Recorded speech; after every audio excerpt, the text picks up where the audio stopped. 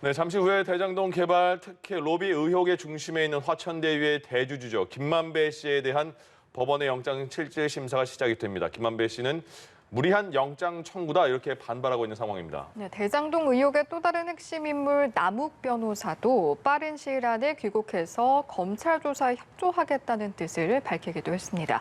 관련 내용들 이호영 변호사, 김민아 시사평론가와 함께 짚어보도록 하겠습니다. 어서 오십시오. 안녕하십니까? 안녕하세요. 예, 조사 하루 만에 영장이 청구가 됐습니다. 일단 혐의는 뭐가 있는 거죠? 지금 검찰이 이제 지난 12일에 영장 청구한 그 영장 청구서에 적혀 있는 혐의는 먼저 그 특경법상 그 배임 혐의, 예. 그다음에 뇌물 혐의, 횡령 혐의들이 좀 적시되어 있다라고 이야기가 나오고 있고요. 네. 실제로 그 제일 먼저 말씀드렸던 그 특경법상 횡령, 이제 배임 행위 같은 경우는 예. 이제 1,100억 원 상당의 어떤 손해를 성남도시개발공사, 그러니까 성남시 측에 끼쳤다라는 것이고, 유동규 씨랑 같이 했다는 그렇죠. 겁니까? 그래서 이 업무상 배임죄의 이제 그런 정범, 주범은 유동규 성남도시개발공사 전 기획본부장이고, 이 유동규 전 기획본부장과 공범 관계로서 지금 김만배 씨가 적시가 된 거고요. 예. 그다음에 또 하나 이제 그 뇌물죄 같은 경우는 750억 상당의 뇌물을 주겠다. 뇌물 공유의 약속을 했다라는 것이고, 그중에 5억 상당은 실제로 줬다라고 지금 검찰에서는 보고 있는 것이고요. 예. 그다음에 나머지 그 50억 상당의 뇌물, 이거 같은 경우는 그 뇌물죄의 상대방이 얼마 전에 이제 전 국민을 그 충격에 빠뜨렸던 그 50억 퇴직금 네. 의혹, 바로 곽상도 의원의 아들에 대한 그 퇴직금 명목으로 지급되었다는 그 돈인데, 이게 이제 아무래도 객관적으로 봤을 때 퇴직금으로 50억 받는 경우는 거의 뭐 상정하기 어려우니까 네. 이거는 어떤 거냐 도대체. 결국은 이 50억 상당을 이제 화천대유 측이 곽상도 의원에게 준 것이다. 제3자 뇌물의 형태로 그 돈의 지급은 곽상도 의원의 아들에게 지급됐지만 사실상 이것은 곽상도 의원에게 뇌물성으로 지급된 것이다라고 지금 검찰에서는 보고 있는 것이고요. 예. 또 나머지 마지막 하나는 55억 횡령 혐의. 네. 이것은 이제 화천대유로부터 이제 돈을 빌렸는데, 그게 이제 실제로 법인으로부터 정상적으로 빌린 대여금이 아니라 이건 회사 돈을 빼돌린 것이다. 지금 이렇게 의심을 하고 있는 상황입니다. 예. 예. 김만배 씨에 대한 구속영장 청구 한 번의 조사 이후에 그야말로 전격적으로 이루어졌는데, 좀 곳곳에서 서두른 흔적들이 나오면서 여기에 대한 지적들도 있거든요. 그렇습니다. 이제 근데 구속영장이라는 게 어쨌든 이 사람을 구속이 필요한 거냐를 이제 판단하기 위해서 이제 제출하는 것이니까, 이 구속영장에 있는 혐의들이 뭐 아주 완벽한 형태로 좀 이 소명되지 않았다고 하더라도, 이제 그렇더라도 구속을 해야 되느냐 말아야 되느냐의 판단에 뭐 결정적인 어떤 그런 영향을 미치면 그런 건 아니. 다만 이 여기에 구속영장에 적시되어 있는 혐의를 검찰이 지금 어떻게 보고 있느냐, 이걸 이제 우리가 유추해 볼 수가 있기 때문에, 이게 정말 이 범죄 혐의가 소명될 정도의 어떤 그런 정도의 조사에 이른 거냐, 이걸 좀 판단을 해봐야 되는데, 예. 몇 가지 지점에서 아직은 좀 조사가 충분히 이루어지지 않은 것 같다, 내지는 좀 여러모로 좀 서둘러서 영장을 청구한 그런 흔적들이 있다, 이런 분석들이 언론을 통해서 나오고 있습니다. 그게 예. 첫 번째로 이제 그 배임 문제에 대해서 이 김만배 씨와 이제 유동규 씨가 배임 혐의에서 이걸 통해서 이제 성남시, 그러니까 성남도시개발공사 측에 이제 끼친 이제 그 피해액을 산정을 할 때 이 초기에 사업 초기에 예상했던 이익보다 지금 이 사업을 실제로 시행하고 나서 훨씬 더 많은 이익을 거둔 거지 않습니까? 이 차액에 대해서 일부 당시 성남의들의 이제 성남도시공사 갖고 있는 지분을 적용해가지고 그걸 이제 이 배임 액수로 이제 잡은 건데, 근데 이게 사실은 처음에 사업을 설계할 때는 네.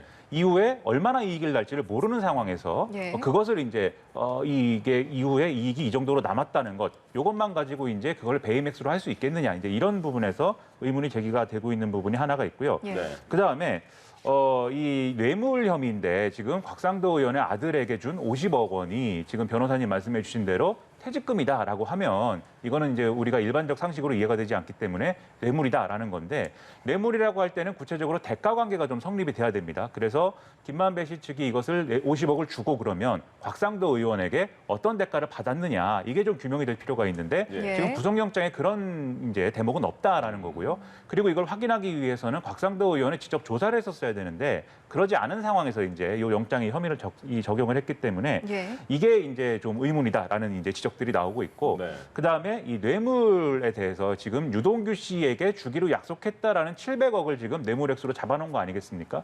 근데 이 700억이라는 액수라는 게 사실 정영학 회계사 정영학 씨가 제출한 녹취록에 나오는 뭐 이런 여러 가지 정황들을 보고 판단할 수 있는 바는 있지만 또 지금 추가로 나온 남욱 변호사라든지 이런 다른 어떤 관계자들의 이제 증언이나 이런 것들을 종합을 해보면 700억이 정확하게 그게 맞는 액수인지도 사실은 좀 의문이에요. 왜냐하면 네. 서로 얘기가 좀 달라가지고. 맞아요. 그리고 이 700억을 지금 주기로 약속을 했다는 게 어떤 수준의 약속이냐. 그리고 700억 주기라고 지금 5억 먼저 줬다는 건데 이 5억을 준 것을 700억을 주기로 약속한 그 어떤 단계에서 준 이 뇌물로 볼 수가 있느냐. 예. 이런 쟁점들이 남아있기 때문에 평론가님, 잠시만요. 지금 김만배 씨가 서울중앙지법에 온 것 같아요. 그 영장 심사를 받으러요. 내려오는 모습도 보면서 한번 얘기를 해보죠. 네. 예, 지금 모습이 보이네요. 이제 기자들 앞에서 어떤 입장을 발표하겠는데요. 어떤 입장이 나오는지 한번 같이 들어보고 얘기를 나눠보겠습니다. 영장 청구됐는데 하실 말씀 있으십니까? 법원에서 열심히 소명해서 하겠습니다. 그 영장에 횡령, 배임, 뇌물 공여 혐의 이렇게 세 가지 적시됐는데요. 전부 다 부인하시는 겁니다. 네, 부인하고 있습니다. 사실이 아닙니다. 녹취록 신빙성 문제 계속 제기하셨는데 오늘도 다투실 건가요? 네, 그분에 대한 설명 계속 엇갈린다라는 지적들이 있습니다. 다시 아니 한번 그분은 전혀 없고요. 예, 그분은 전혀 없습니다. 그리고 그런 말 뭐 한 기억도 없습니다, 사실. 그럼 왜 그 녹취록을 들었나요? 아니 뭐 맥락을 들어봐야 아는데 그때 이런 얘기 저런 얘기 했기 때문에 기억이 나지 않습니다. 그리고 사실 그런 분은 없습니다. 주인은 제가 주인이에요. 그 이재명 지사랑 친분 부인하는 취지로 말씀하셨는데 사실 그분하고 이재명 지사하고 뭐 특별한 관계도 없고 한 번 만나봤습니다. 옛날에 이 인터뷰차. 그 오늘 중앙일보 보도에서 이재명 지사와는 케미가 안 맞는다 뭐 이렇게 말씀하셨던 보도가 있었습니다. 이게 어떤 의미신지 다시 한번 좀 뭐 그런 거는 제가 여기서 정치적 성향에 대해서 말씀드리기는 곤란하고요. 네, 그래서 그런 그 부분에 대해서 말씀드리지 않겠습니다. 혹시 남욱 씨 인터뷰 보신 거에 대해서 좀 하실 말씀 있으신가요? 뭐 본인의 입장이 있으니까 입장 속에서 나온 말로 이해하고 있습니다. 그 검찰이 좀 부적절하게 영장을 청구했다라는 입장들이 나왔던 것 같은데 이에 대해서 한 말씀 더 부탁드립니다. 검찰도 검찰의 입장이 있으니까 서로 법원에서 열심히 사실관계를 두고 다투겠습니다. 오늘 주로 다투실 부분들은 어떤 부분을 생각하고 오셨어요? 저는 저의 진실을 가지고 검찰과 다투겠습니다. 그럼 정영학 회계사가 어떤 의도를 가지고 그걸 녹취했다고 보고 계시는 건가요? 저는 그렇게 생각하고 있습니다.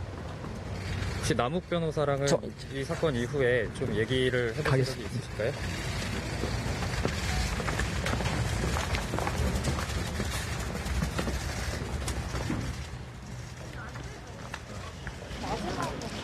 네, 화천대유 대주주 김만배 씨 지금 서울중앙지법에 영장실질심사를 받으러 출석을 한 모습을 보였습니다. 여러 가지 질문, 반복되는 질문도 있었고요. 다시 어떤 얘기를 했는지 한번 더 듣고 오죠.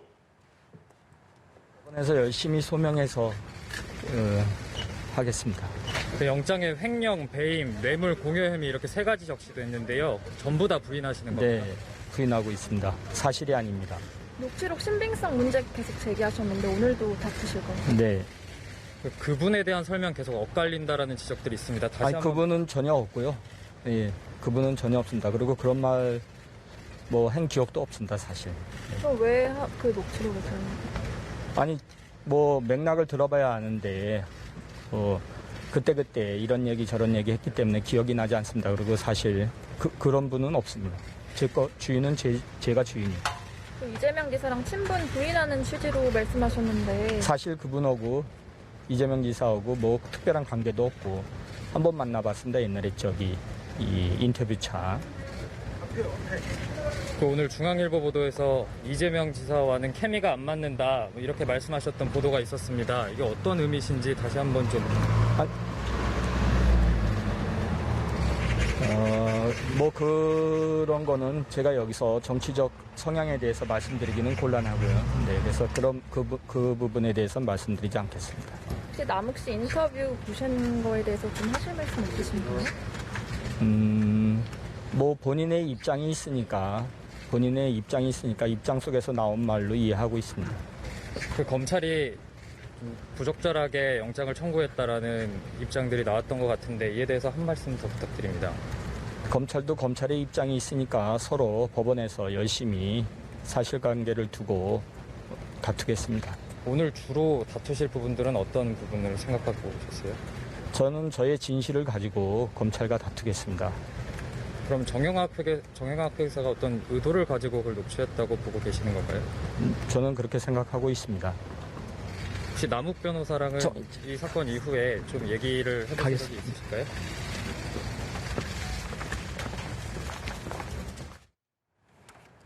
네, 10시 30분에 영장 실질 심사를 앞두고 화천대유 대주주 김만배 씨가 서울중앙지법에 참석하려고 현장에 오는 화면 함께 보셨습니다. 일단은 혐의에 대해서 역시나 사실이 아니다 부인을 했고요. 또 그분 의혹도 있었는데 전혀 없는 인물이다, 내가 주인이다 이런 언급들이 있었거든요. 전반적으로 좀 발언들 어떻게 들으셨습니까? 오늘 지금 이제 영장 실질 심사 받으러 들어가는 저 발언을 보고 저는 오늘 쟁점이 결국은 그 범죄 혐의가 얼마나 소명되느냐로 좁혀지겠구나라는 생각을 했습니다. 이제 구속영장 발부의 사유는 결국은 범죄 혐의가 얼마나 소명되는지를 먼저 판단하고 그 다음에 이제 도주 우려, 증거인멸의 염려 이런 것들을 보거든요.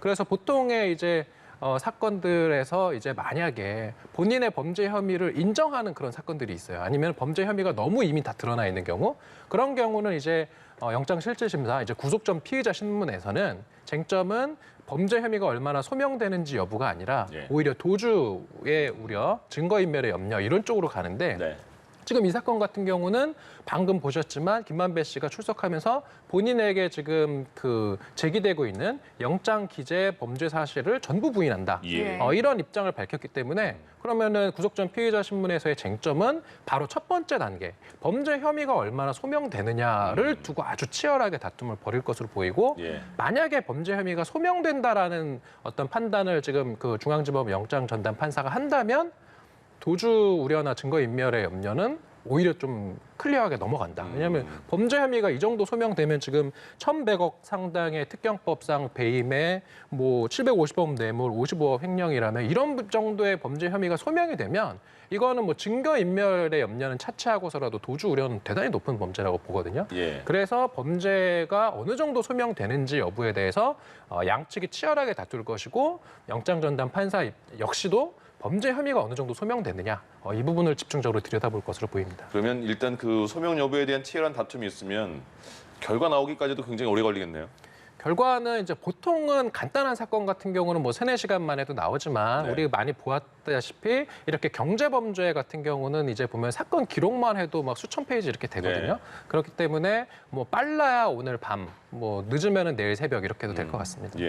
지금 그 앞서 들으신 것처럼 기자의 질문도 계속해서 그분이 누구냐, 그분도 그 주주라고 하던데 그렇게 말하지 않았냐 당신이. 근데 말을 했다라고 말했다가 다시 안 했다고 말했다가 그때 좀 헷갈렸다라고 말했다가 좀 그 부분에 대해서 말이 좀 바뀌고 있어서 좀 혼란스러운 것 같아요. 그것도 중요한 부분일까요? 이 그분이라는 거에 대한 해명에 대해서요? 그러니까 그분이라는 것은 구체적으로 이제 회계사 정영학 씨가 제출한, 검찰에 제출한 녹취록에 이제 등장하는 그 단어인데 김만배 씨가 그렇게 얘기를 했다는 거죠. 천화동인 1호의 배당금 중에 절반은 그분의 것이다 이렇게 얘기를 했는데 처음부터 사실 천화동인 1호, 2호, 3호, 4호, 1호, 2호, 3호에 대해서 김만배 씨하고 김만배 씨의 가족 그리고 이 지인 뭐 이렇게 구성이 돼 있기 때문에 이것은 이제 김만배 씨와 그 가족들의 것이 아니라 실소유주는 좀 따로 있는 거 아니냐라는 의혹이 이미 있는 상황에서 녹취록에 이제 이런 대목이 나오다 보니까 그러면 그분이라는 사람이 배당금의 뭐 절반을 가져갈 수 있다라고 하는 그분이라는 사람이 천화동인 1호의 이제 실소유주 아니냐 이제 얘기가 이제 이렇게 된 거죠. 그래서 그분이 누구냐의 여부에 대해서 그래서 이제 좀 논란이 커졌던 것인데 지금 얘기하는 것은 이제 그분이라는 얘기를 한 적이 없다라고 지금 얘기를 하고 있는 거예요. 그분이라는 얘기를 한 적이 없는데 이제 녹취록에 있는 것인지 그건 이제 확인을 해봐야 되겠지만 어쨌든 그런 말은 한 적이 없다라는 것이고 천화동인 1호의 실소유주는 본인이다라고 얘기를 하고 있는 겁니다. 다만 이제 이 외에도 이 실소유주가 누구냐에 대한 얘기는 이 다른 사람들의 주장이나 이런 것들을 통해서 자꾸 이제 나오는 얘기가 있어요. 예를 들면 이 정모 변호사가 제출한 자술서에도 거기 보면은 이 유동규 전 본부장이 일부 이제 실소유한 지분이 있다 이런 식의 표현이 나오기도 하고 또 남욱 변호사 언론 인터뷰에서 이제 밝힌 바를 봐도 김만배 씨와의 대화나 이런 어떤 과정에서 유동규 전 본부장의 일정 정도의 이제 지분이 차명으로 돼 있다라는 얘기를 한 것으로 기억한다고 얘기를 하고 있거든요. 네. 그렇기 때문에 이 천화동인 1호의 실소유주가 이제 나다라고 하는 것이 실제로 이제 이 형식적인 소유 관계를 얘기하는 것인지 아니면 나중에 뭐 소유 관계는 그렇다 할지라도 나중에 이제 수익을 어떻게 배분하기로 한 그런 대목들이 지금 녹취록에 표현된 것인지 예. 그런 것들은 또 판단해 봐야 될 것 같고요. 이 보수 야당이나 이런 쪽에서 의심하는 것은 여기서 얘기하는 그분이라는 사람이 예를 들면 정치권 인사, 핵심적으로는 뭐 이재명 지사라든지 예. 이런 인사라고 하면은 이것은 결정적으로 이제 굉장히 큰 스캔들이 되는 거고 게이트가 되는 것이고 이 부분에서 이제 의심을 하고 있는 그런 상황인 건데 여기서 좀 주목할 부분은 만약에 그런 사건이라고 한다면 김만배 씨 입장에서는 이 천화동인 1호의 실소유주가 나다라고 하는 게 이 문제에 대한 여러 가지 책임을 또 본인이 또 짊어지고 가야 되는 그런 추가적인 맥락들이 발생할 수 있는 거 아니겠습니까? 예. 그런 걸 내가 짊어지고 가겠다라고 얘기를 할 만큼의 어떤 그런 정도의 이제 사건이냐는 판단해 봐야 될 문제인 거고요. 예. 사실 이런 부분을 계속 따지게 되면은 뭐 지금 이제 이 여당의 대권 주자이긴 하지만 정치적인 권력 행사라든지 이런 것에는 아직 이제 한계가 있는 이재명 지사 정도의 그런 이제 인물만 보고 이제 이런 행동을 취하는 거냐 이런 거에 대해서는 더 여러 가지 경우의 수가 지금 이제 얘기가 나올 수가 있기 때문에 상당히 그분의 문제에 대해서는 앞으로도 계속해서 여러 가지 추정이나 이런 것들이 나올 수밖에 없을 것 같습니다. 예. 그때 김만배 씨는 인터뷰에서 이재명 당시 성남시장을 인터뷰할 때 딱 한 번만 봤다. 그 이후로는 본 적이 없다. 이렇게 해명을 하고 있는 상황입니다. 네. 그분과 관련해서 김만배 씨의 설득력에 떨어진 해명들, 말이 바뀌는 부분들, 이런 부분들이 영장 청구에 영향을 줬다 이런 분석들도 꽤 있었던 걸로 아는데 실제로 어떻습니까? 이렇게 말이 바뀌는 부분들이 영장 청구에 있어서 크게 영향을 미치는 편입니까? 이제 보통의 이제 경제범죄 사건을 제가 다뤄보면 어느 정도 수사를 상당히 진행한 후에 이제 영장 청구하는 경우가 대부분이긴 해요. 왜냐하면은 이제 경제범죄 같은 경우는 아까 말씀드렸던 것처럼 수사 기록이 방대해질 수밖에 없고 네. 왜냐하면은 그 돈이 들어가고 나가고 이런 거 장부를 다 대조해봐야 되고 계좌도 들여봤다 봐야 되고 그런 것들을 조사한 다음에 결국은 기소할 때 범죄 일람표에 아주 상세하게 숫자 하나까지 다 맞춰서 그 범죄 사실을 적시해야 되는데 예. 그런 것을 수사하는데 당사자가 협조해주지 않으면 정말 어렵거든요, 수사하기. 네. 그래서 보통은 이제 당사자의 협조를 받기 위해서 보통은 그 구속을 당장 시키지 않고 왜냐하면 당사자가 구속돼 버리면 본인 노트북 같은 것도 제대로 못 보고 이러기 때문에 한계가 있으니까요. 협조하고 싶어도 못 하거든요. 네, 그래서 본인이 이제 노트북 같은 거 들고 와서 회계장부나 이런 거에서 이거는 뭐고 이건 뭐고 이렇게 이제 수사기관이랑 협조를 해주면 수사기관도 수사하기 편하고 그리고 당사자는 나중에 이제 재판 받을 때 수사 초기부터 계속 협조해 왔다라는 것을 이제 선처의 사유로서 주장할 수 있어서 네. 어느 정도 좀 협조적인 관계가 되면 영장 청구를 그 경찰 수사 단계나 뭐 이런 단계에서 좀 미루고 뭐 기소하면서 이제 영장 청구를 한다거나 이런 경우도 많은데 지금 김만배 씨 같은 경우는 한 번 조사하고 바로 영장 청구했다라는 거잖아요. 예. 이거는 일단은 아주 신속하게 영장 청구한 거고 비록 수사하는 과정에서 다소간의 그 수사관들이나 이런 사람들이 그런 이제 범죄 혐의를 특정하는데 고생을 할 걸 각오하고 그러고서라도 먼저 영장 청구를 했다라는 거는 예. 결국은 피해자가 수사에 순순히 협조하기를 기대하기 어렵다라고 판단을 했을 가능성이 높습니다. 예. 첫 번째 14시간 조사했을 때 혐의를 대부분 부인해서 그런 결정을 내린 걸 수도 있겠네요, 그럼. 그렇죠. 혐의 과정에서. 부인하고 뭐 수사에도 이제 협조하지 않고 그러면은 밖에 풀어놔둘 이유가 없는 거죠. 그럼 예. 빨리 신병 확보하고 오히려 그런 사건 관계인들과 말을 맞춘다거나 이런 증거 인멸을 못하게 예. 해야 된다 이렇게 좀 판단한 것 같습니다. 김만배 씨는 아까는 뭐 검찰이 너무 빨리 그 전에 인터뷰에서는 조사도 안 하고 영장 청구한 거 아니냐 이렇게 불만을 나타내는데 조금 전에 출석할 때는 검찰도 그 검찰 나름의 생각도 있고 저도 그런 생각이 있으니까 뭐 치열하게 다투겠다 그런 식으로 말을 했습니다. 근데 계좌 추적을 지금 안 한 상태에서 일단 그 영장 실질 심사를 받으러 간 거잖아요. 그럼 이 수사가 그러면 앞으로 김만배 씨가 어떻게 되는지는 오늘 밤 내일에 나오겠지만 신병이요.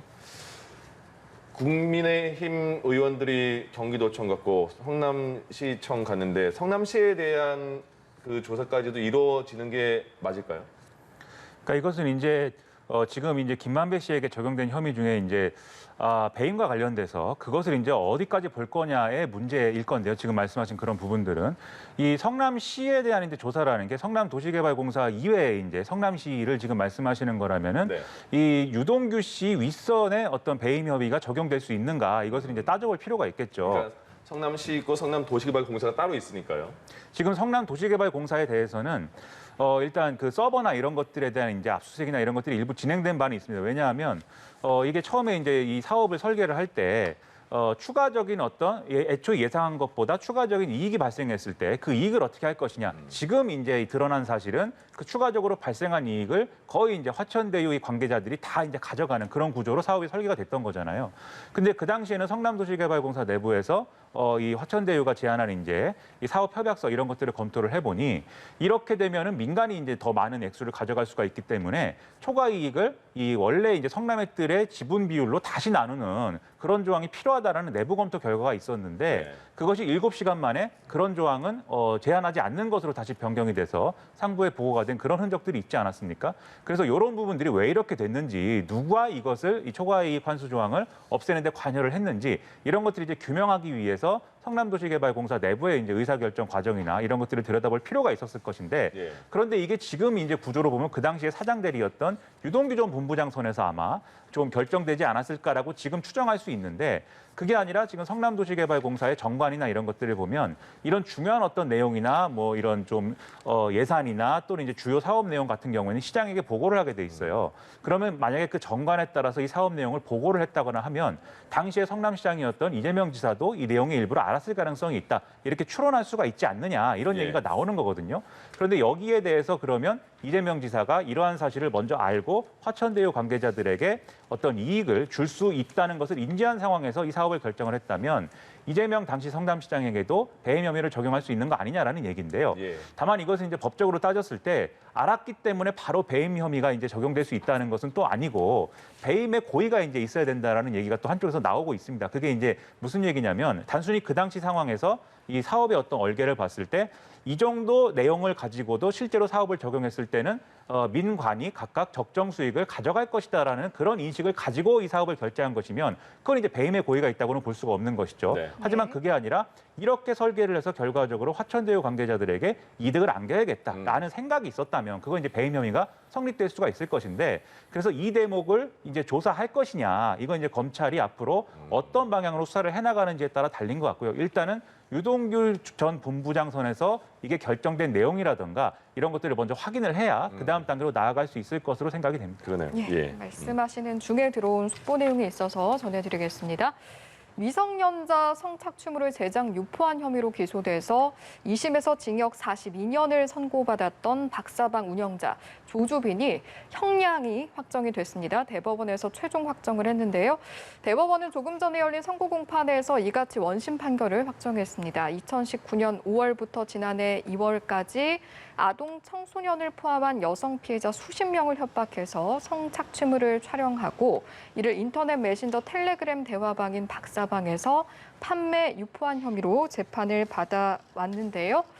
검찰은 특히 박사방 가담자들이 범죄를 목적으로 조직적으로 역할을 분담하고 내부 규율을 만들었다며 범죄 집단 조직 혐의를 적용해서 42년의 선고를 확정을 했습니다. 네, 굉장히 충격적인 일이었죠. 텔레그램에서 미성년자 성착취물을 제작해서 유포했습니다. 협박이 그 중에 있었던 거죠. 그래서 기소돼서 2심에서 징역 42년 선고받았던 지금 보시는 조주빈 대법원 판결이 나왔습니다. 대법원 선고 공판에서 42년 확정이 됐습니다.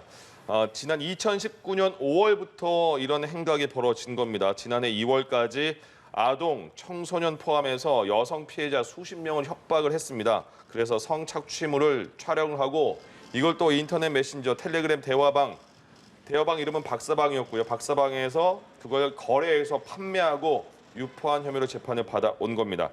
검찰은요, 특히 이 박사방 가담자들이 범죄를 목적으로 조직적으로 역할을 분담하고 내부 규율을 만들었다 이렇게 말하면서 범죄 집단 조직 혐의를 적용을 한 겁니다. 지금 소식이 들어왔네요. 예.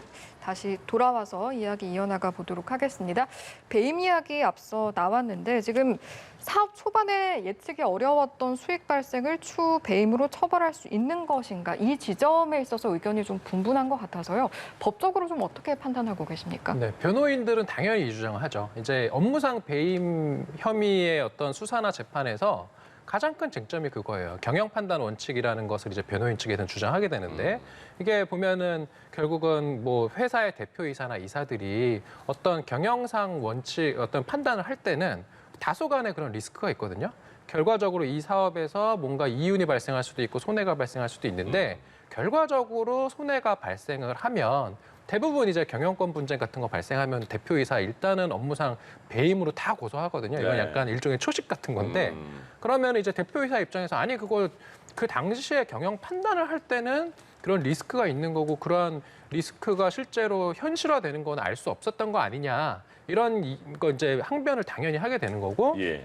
실제로 업무상 배임과 관련된 그런 판례에서도 이런 대표이사의 어떤 그런 경영 판단 원칙, 경영 의사 결정 과정에서 그 미래에 결과적으로 어떠한 그런 회사의 손해가 발생할지에 대해서 위험성이 제로인 그런 경영 판단은 거의 없으니까 예. 결국은 그 사후적으로 판단해서 손해가 발생하면 바로 업무상 배임이 되는 것은 아니고요. 예. 그러면 결국은 지금 이 대장동 사업의 개발 초기 단계로 가서 그런 초과 이익 환수 조항을 삭제할 그 당시에 그러면 초과 이익이 발생할 가능성이 제로였느냐.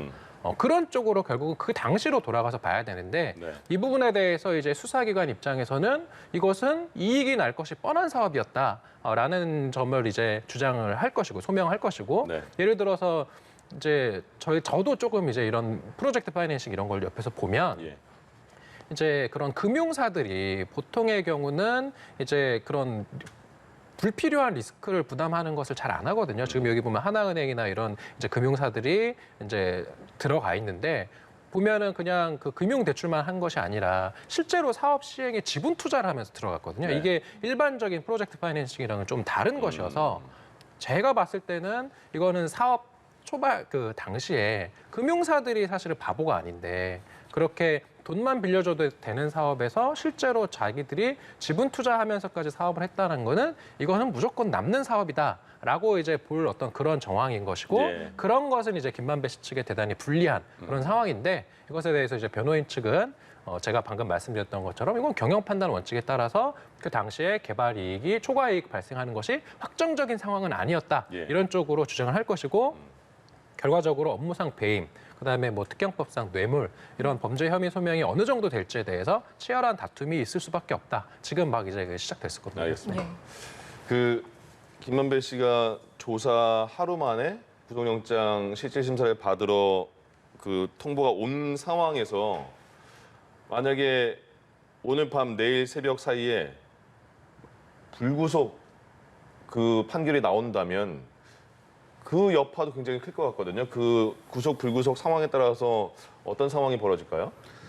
일단 뭐 영장 실질 심사의 결과에 따라서 뭐 이 피해자가 구속되기도 하고 불구속되기도 하죠. 그리고 불구속된 경우에는 뭐 검찰 측에서 이렇게 여러 가지로 좀 정황들을 다시 정리해서 수사를 정리해서 영장을 재청구하기도 하고 이런 과정들이 있기 때문에 사실 구속되고 불구속되고가 법으로 보면은 법의 기준으로 보면은 뭐 그렇게 뭐 엄청난 있어서는 안 되는 일이 벌어지고 뭐 이런 건 아닌데 근데 지금 우리가 일반적인 그 감정상 법 감정상 불구속되면 죄가 없나 본데 이렇게 느낌이 올 수도 있잖아요. 뭐 많은 그런 분들이. 측면도 있고요. 예. 지금 이 사건에서 지금 이 오늘 구속되느냐 마느냐가 중요한 게 정치적인 맥락이 같이 껴있기 때문입니다. 이 결정적으로. 왜냐하면 이 결국 영장이 기각됐다는 것은 검찰이 앞서도 말씀드렸지만 이 영장, 구속영장을 상당히 좀 허술하게 작성했다. 충분히 범죄가 소명되지 않는 그런 수준에서 영장을 작성해서 서둘러서 이제 영장 청구를 했다라는 이제 이 결론으로 가는 거잖아요. 예. 그러면 정치적인 논란은 어떻게 벌어지느냐? 왜 검찰은 그동안 수사를 제대로 하지 않다가 갑자기 영장을 청구하게 되었느냐? 이렇게 이제 논란이 가거든요. 네. 그러면 지금 국민의힘이라든지 보수야당이 주장하는 것은 이전부터 검찰과 경찰이 이 사건을 제대로 수사하지 않고 있었다. 이전에 또 특히 경찰 같은 경우에는 금융정보분석원으로부터 수상한 자금 흐름이 포착된 거에 대해서 통보를 받았음에도 불구하고 심지어 이 통보받는 과정에는 검찰도 이제 그것을 통보를 전해주는 역할을 했는데 그럼에도 불구하고 이 사건을 방치하다가 뒤늦게 이제 문제가 되니까 수사를 진행해서 부실 수사를 정치권 눈치를 보면서 해가지고 결국 이렇게 된 거 아니냐 이런 주장을 하고 있고요. 예. 그리고 영장 청구하는 과정이라는 것은 문재인 대통령이 이 사건은 철저하게 신속하게 이제 수사를 해라라고 얘기를 해서 그제서야 수사기관들이 부랴부랴 이제 영장 청구를 하게 되니까 이런 일이 일어난 거 아니냐. 이제 보수 야당은 이렇게 주장을 할 거죠. 그리고 이런 전반적인 과정을 볼 때 앞으로의 수사기관의 수사 과연 믿을 수 있겠느냐라는 점에서 특검을 해야 된다. 이런 주장을 하고 있거든요. 예. 그런데 만약에 오늘 불구속의 이 구속영장이 기각이 되거나 하면 이 부분에 대해서는 더 이런 특검 주장이나 이런 데 힘이 실리고 여기에 대해서 정치적 논란이 커질 수밖에 없기 때문에 그 점에서 이제 굉장히 정치적으로는 중요한 시점이 되고 있다. 이렇게 평가를 하는 겁니다. 그러네요. 어떤 결과가 나올지 주목이 되는데 지금 김만배 씨 측에서 주장하는 것이 방어권을 제대로 보장하지 않았다. 피의자 기망 행위가 있었다. 이런 주장들이 있는데 이런 부분은 영장 심사에 좀 어떤 식으로 영향을 끼치는 부분이 있을까요? 이제 김만배 씨 변호인단 측에서 지금 검찰을 비판하는 것이 수사를 하면서 그 정영학 회계사가 제출했다고 하는 녹취 파일을 들려준다고 했는데 결과적으로 안 보여줬다. 지금 그런 부분을 문제 삼으면서 이제 다음 조사 때 피의자의 보여준다고 했다면서요. 네, 그 방어권 보장을 하지 않았다. 이제 이런 문제 제기를 하고 있는데 사실 저도 이제 변호사이다 보니까 그런 어떤 심정에는 공감을 하는데 실제 수사 실무에서는 이런 수사와 관련된 자료를 조사하면서 다 보여주면서 조사하는 경우는 전 단 한 번도 보지는 못했어요. 네, 수사하면서는 오히려 질문부터 합니다. 예. 이거 어땠나요? 저건 어땠나요? 그래서 피의자가 진술을 하게 하고 그 진술에 대해서 자료를 하나씩 제시하면서 모순점을 이제 탄핵을 하면 이제 피의자도 막 당황하면서 이렇게 네. 압박을 하면서 무언가 실체적인 진실을 조사하는 그런 수사 기법이 오히려 일반적인 것이어서 예. 변호인단에서 이제 저렇게 비판을 하는 것은 어쨌든 이제 피고인의 어떤 그런 방어권 보장을 위해서 열심히 노력하는 어떤 그런 차원에서는 이해할 수는 있는데 어떤 형사 수사의 실무적으로는 뭐 법원에서 이거 뭐 녹취록 안 보여줬기 때문에 이거는 피의자 방어권 침해한 거다 이렇게 판단할 가능성은 좀 그렇게 높진 않아 보인다. 그리고 그런 영장 발부 여부에 대해서는 제가 예. 아까 말씀드렸던 것처럼 이것은 범죄 혐의가 어느 정도나 소명이 되느냐 이 부분 소명이라는 것을 제가 조금만 설명드리면 네. 예. 범죄 혐의가 의심되면은 수사를 할 수 있는 것이고요. 네. 그다음에 소명이 돼야지 구속을 할 수 있는 것이고 이게 이제 나중에 증명이 되면 처벌받는 것이거든요. 그럼 소명이라고 하는 것은 뭐 비유적으로 한다면 퍼센테이지로 했을 때 한 30-40% 정도는 이게 죄를 범한 게 맞는 거구나. 예. 99.9%면 증명인 것이고요. 그러면은 적어도 본안 재판을 했을 때 나중에 이거 유죄 나올 가능성이 꽤 있겠는데라는 정도가 돼야지 소명이 됐다라고 예. 하고 그때서야 비로소 이제 피의자를 구속하는 것이어서 지금 김만배 씨 같은 경우는 유동규 전 기획본부 장관은 다르게 어떤 그런 특경법상 그 배임죄에 대해서는 공모 혐의가 인정돼야 되고 예. 이제 소명이 돼야 되고 그다음에 뇌물죄와 관련해서 대가성 이런 것들에 대해서 얼마나 검찰 측에서 이 범죄 혐의를 소명할 자료를 첨부해서 영장을 청구했는지 저도 좀 궁금한데 그런 점을 면밀히 들여다보고 예. 소명됐다라고 하면 발부할 것이고요. 소명이 부족하다라고 하면 기각할 것입니다. 알겠습니다. 천화동인 4호의 실소유주 남욱 변호사가 지금 미국에 있다고 했는데 JTBC와 계속 인터뷰를 했습니다. 그리고 조만간 돌아와서 수사받겠다 말을 했는데 남욱 변호사의 그 돌아와서의 그럼 수사받으면 상황이 좀 달라질 게 있을까요? 일단 남욱 변호사가 이제 주장을 뭘 하고 있는지를 봐야 되는데 이 말씀하신 JTBC 등의 인터뷰에서는 이 좀 요약을 하면 이런 주장을 하고 있습니다. 일단 이 사업에 대해서 자기가 구체적인 어떤 사업의 진행 정도나 이런 것들은 알 수 있는 상황이 아니었다라고 얘기를 하고 있고요. 그리고 지금 검찰에 제출된 이 회계사 정영학 씨의 녹취록 있지 않습니까? 네. 이 김만배 씨는 계속 이 녹취록의 신빙성, 신뢰성을 이제 좀 깎으려는 그러한 전략으로 나오고 있거든요. 그래서 사실 예를 들면 그분이라는 표현이 이제 있었는지 없었는지 등도 이제 이 그런 맥락인 것이고 그리고 자기가 일부러 뭐 녹취를 하는 줄 알고 허위로 얘기했다 이런 얘기도 하고 있는 건데 사실 녹취를 하고 있는 줄 알아서 허위로 얘기했다는 것은 잘 이해되지 않는 부분이죠. 왜냐하면 녹취를 하고 있다라면 오히려 법적으로 문제가 되지 않는 발언을 했을 것이고 또는 네. 녹취를 그만하라고 했을 텐데 녹취를 하고 있는 걸 알아서 내가 뭐 여러 사람에게 돈을 나눠주기로 내가 일부러 그렇게 얘기를 했다.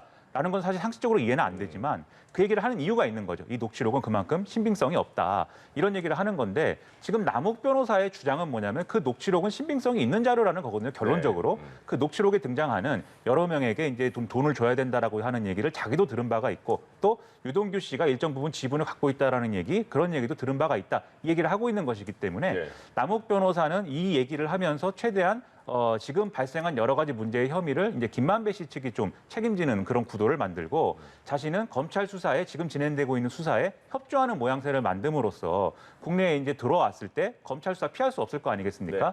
이때 구속이 된다든지 또는 이제 처벌받게 되는 그런 수위를 좀 낮추기 위한 그러한 이제 행동을 하고 있는 것으로 보이는데요. 결국 이 남욱 변호사의 어제 인터뷰나 이런 내용들도 아마 오늘 영장실질심사에서는 일부 그래서 영향을 미치게 되지 않을까 이렇게 전망이 됩니다. 알겠습니다.